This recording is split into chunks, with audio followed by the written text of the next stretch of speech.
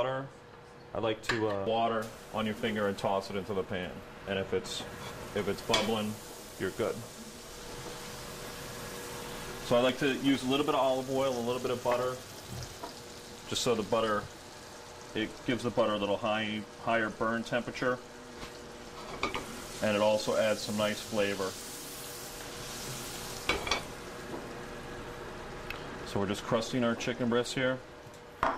Especially when you're crusting things, you definitely want to make sure you've got a nice hot pan, because if it's not hot enough, your crust is going to fall off before it actually cooks. It's going to all fall off in the pan. How come some people here, they dredge it in flour before they put the breadcrumbs on? It's really your own personal preference. Normally you'll use flour. It's if you're going from I'm trying to think. You would normally do flour if you were going into an egg or something like that. If you're going, if you were taking a wet protein and trying to put a second coat on it, what we would do is go flour, egg, and or milk, and then back into flour or whatever breading you would use. If something's already wet, I don't believe in adding a bunch of other stuff. It's just another layer of things. If I'm sauteing just plain chicken breasts, I will dip them in flour before I saute them, just to give it that nice coating. Did I bring my tongs? Oh, Bob. Thank you, Lori. So we're just going to let those brown up on one side, flip them over. I'm going to finish cooking these in the oven, so I don't have to make sure they're cooked all the way through. They smell delicious. Thank you.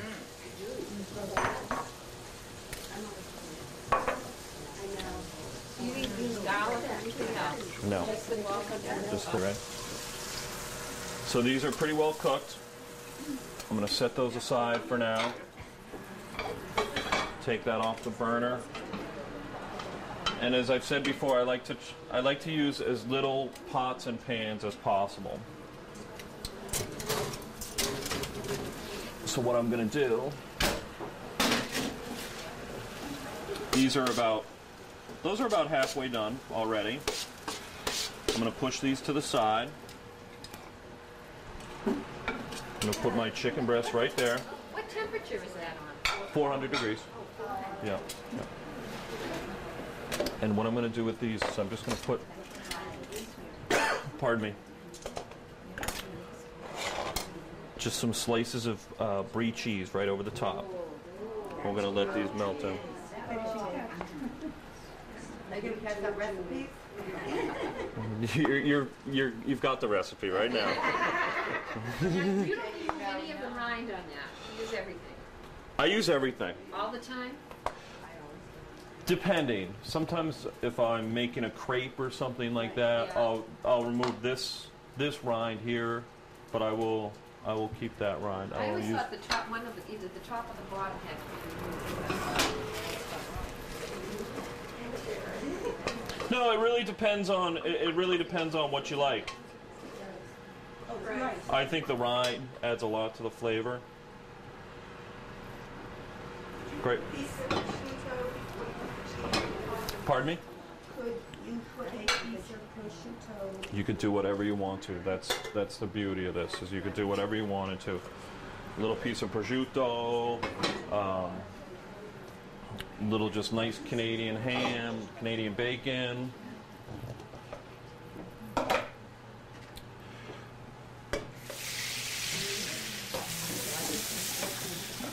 I'm just going to rinse this pan out and use it again. Normally, if I was cooking something and I hadn't breaded it or anything, I would use the pan to get all the pan juices out of it. But since those breadcrumbs, those little nut crumbs burnt up a little bit, we're going to start fresh with this pan. So we're going to take this and pop it back in the oven. Let those little carrots finish up. Let the brie melt.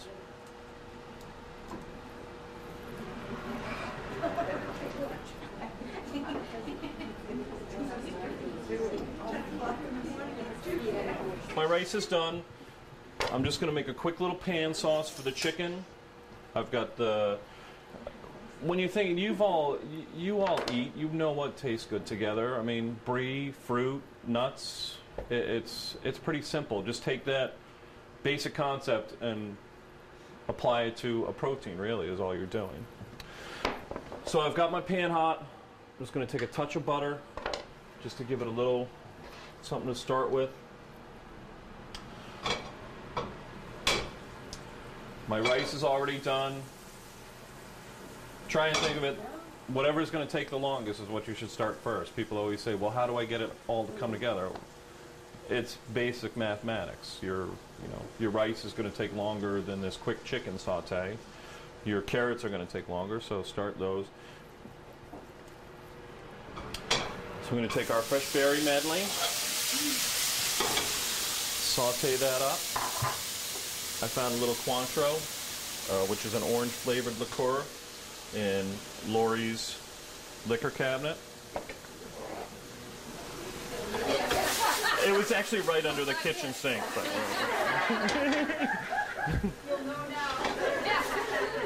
okay, now when you're flaming things, okay, the rule is take it away from the stove before you do anything.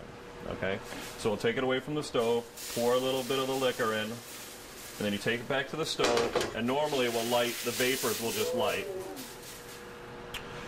And basically what you're doing when you're flaming alcohol is, or flaming a liqueur, is you're removing the alcohol. You're burning off the alcohol and leaving that nice orange liquor essence. Now I saw something else I needed to... What do you got there? Squeezable red raspberry spread. All right? That's just the ingredient we needed. I knew she had it. Okay? So nice, quick, easy pan sauce, which is always nice. I'm just going to let that simmer, let those the frozen berries just kind of finish thawing and warming. I'm going to check my chicken.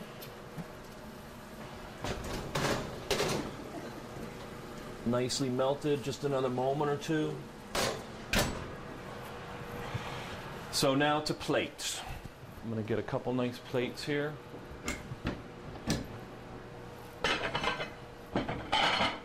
Use your imagination when it comes to garnish. Lori happened to have some fresh strawberries here. I'm sure you had a fan of strawberry. Don't cut all the way through the top. Slivers, take it and press it down with the heel of your hand, heel of your palm.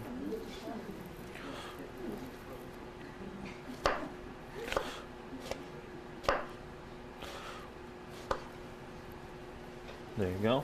Another simple kind of cute way is just to take it down the middle. Whoa. Set it like so.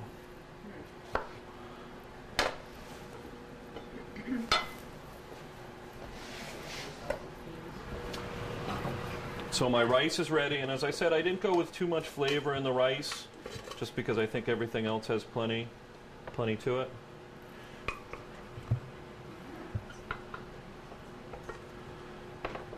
Little white rice, basmati. I love the aroma of basmati.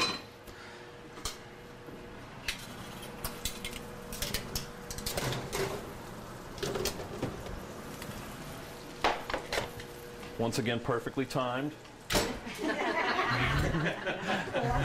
Trust me, it doesn't always work out that way. Our sauce is all done. So we'll take our carrots.